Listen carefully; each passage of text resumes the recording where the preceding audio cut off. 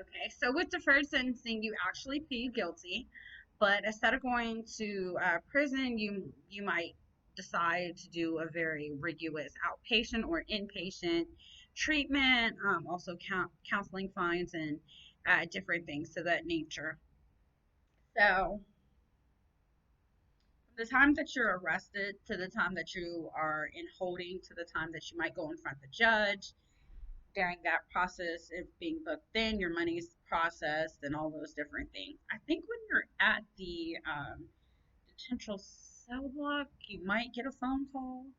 I know that you can't have any visitors there, but if you are able to retain counsel, that your lawyer would be able to come over and to speak with you. But on a misdemeanor, you probably won't need one because you'll be out within a few hours.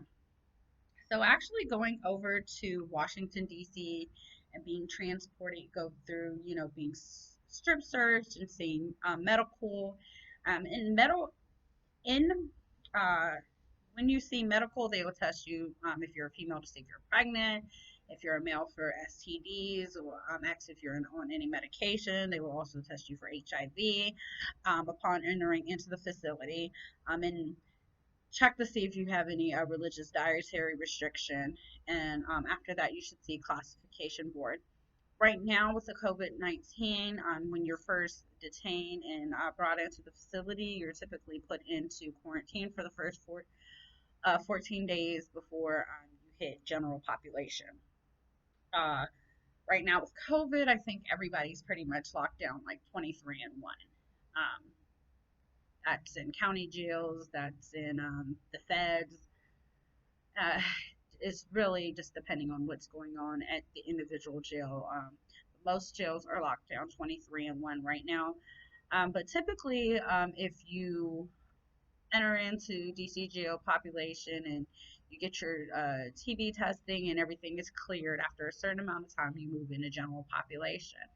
In general population in DC jail, typically they have different tiers, and depending on whatever, whether it's staffing or whatever, you're sometimes out in the morning, out in the evening. You guys lock down for typical things like count, and you have the ability to go to commissary. Right now at DC Detention Center, you're able to have a $75 weekly spending limit. They use Securus. Sorry, y'all. Just a minute. Second.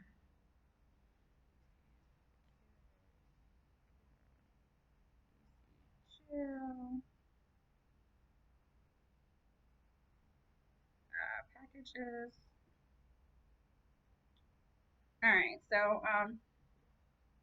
currently, DC jail inmates are able to receive a package through Access Secure Packages. They have a $75 monthly total. On there, you can order things like stationery, food, clothes, additional items to add to your loved one's package, which is really nice. Just you can either do the $75 at the beginning of the month, or you can break that down between the weeks to add on, but it's something really nice that they have. DC Jail currently has tablets offered to them where I guess they, during the day or at some portion, they have their tablets and then they put them on the charging dock. But they're able to watch, they're able to do their educational programming, they're able to read, they're able to text. So with the tablet, you have to put money on your phone so you can outbound text messages, and then they are also deducted money to send you messages, which are like 25 cents a text message. So I always tell, well, right now my husband doesn't have a tablet, but I would tell him like, hey, make sure that message is long. Um, they're also able to call from the tablet, which depending on where they are in the jail, it could be good or bad service. Or like, hello, can you hear me now? Can you hear me now? Um, and I think you for their tablet service they use Getting Out, so you send the money to a Getting Out account, and then you have GTL, which is their phone, their system where you put the money on, and with GTL, let me see, have to walk myself through this process when I'm doing it. GTL. All right, so GTL is their website. You go to gtl.net and then you can go to login.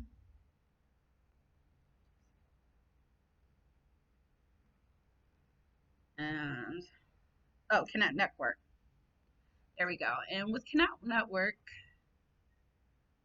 it's automatically going to sign me in. You have the options of putting the different inmates that you have. Oh. So my husband was at USP McCary, and it looks like I have a $47 balance at McCary Penitentiary, meaning I can receive calls from this facility. Right here.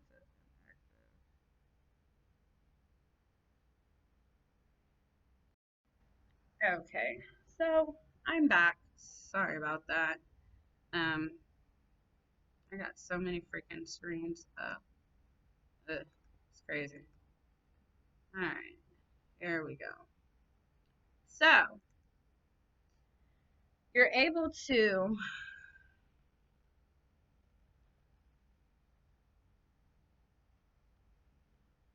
uh, have an account with your loved one's information preloaded into there. Sometimes they at DC jail they have video visitation where you're able to either go over to the jail and they have a trailer located behind the main portion of the jail where you're able to go in and you show the guard your ID and you either call this number on the phone and set up the visit or you can do it online. And they even have it where you have at home visits as well. Well, prior to COVID, when they were in general population, they would be able to go out and they would pick up the phone and they would be on their unit and they would come on the screen and you would see them on the screen. And you could either do this at home through a laptop visit or you could actually go in for an actual video visitation. Currently, I know that they're not doing that. So with Connect Network, you can set up an account for your loved ones. Unfortunately, I have two loved ones that are currently incarcerated. So you can create what it says, My Inmates. And then you can click on your inmate and you can click on Make a Deposit.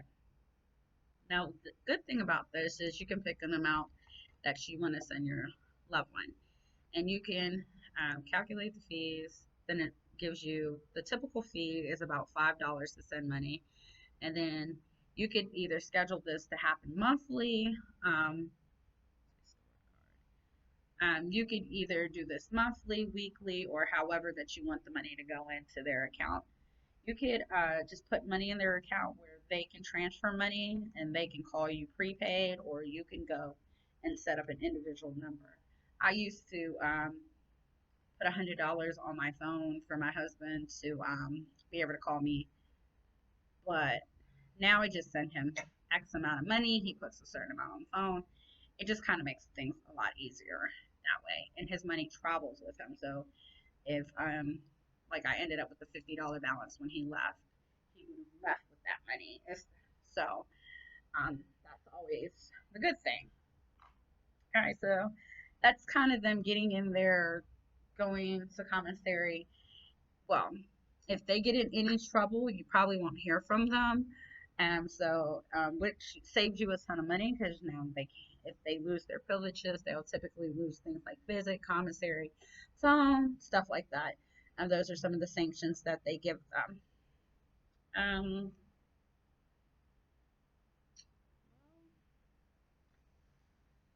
Let me see. So the jail dynamic in the setup is typically there's 8 phones on every unit, upstairs and the downstairs tier. There are typically 6 units on each 3 floors, a total of 18 units. How the phones are segregated, typically the whites, the blacks, or maybe by neighborhoods, and sometimes it's even to the point by a set of friends that run the pod. Hey, this is the pod boss's phone. Him and certain inmates can use that phone, even if nobody else is on that phone. You better not use that phone.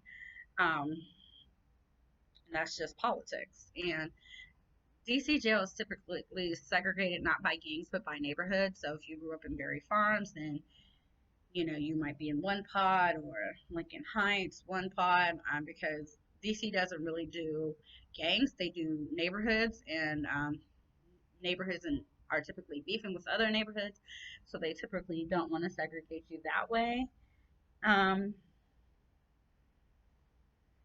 and typically, since DC, everybody that's a convicted felony in DC gets sent to the Fed, they can ship you anywhere they want. They try to do it by custodial status, and they also do it by the profile of your case. And that's my update on the Washington, D.C. detention facility. Remember to click like and share, describe, and hit the bell notice in the bio. I'm going to start going state by state, breaking down the different state versus feds facilities and even the county detention center. And just kind of give you an insight to what the overall system looks like, with the new Joe Biden Reformed Act and the First Step Act and different things. It's really going to help our incarcerated loved ones. It can be a very scary process both for the inmate and a family member when their loved one is first incarcerated, not knowing where they're going, not knowing what to do. Can be a very scary process. I'm just going to grab an envelope here. When writing your incarcerated loved ones, remember to write the name of the facility. Under that, write their name and their ID number, because if you do not include their ID number, a lot of times your mail will get sent back to you. So we'll do a video on mail another time, which you can and can't send. Here at the DC Detention Center, I have sent things like this. A really large card. Some facilities would not allow something to this extent. Um, it even included a very large pop out. Some facilities wouldn't allow that. Right now, they're really trying to cut down on the transport of drugs being brought into facilities. So I know that they're copying mail in a lot of facilities where they can't even get original pictures or different things like that. So my best advice would be to get a printer off of Amazon for $50 and print your pictures out, uh, and not to send the originals because they're going to get thrown away. So with that being said, this is my blog on the Washington, D.C. Detention Correctional Center, located at 1901 D Street in Washington, D.C. If you have any questions that you would like, please feel free to email me at round2prisonwife dot round2prisonwife@gmail.com. I'll do my best to answer the questions. If I don't have answers, I will get the answers. If you want to know the process of getting married in the DC Detention Center, the paperwork needed, reaching the chaplain if there's an emergency death, which they're very, very excellent at. They have a command center that you can call, and the on-duty lady at the command center will actually go right to your inmate typically, without even having to go through the chaplain, as long as they're like not in a hole, and make sure that they get a call to you.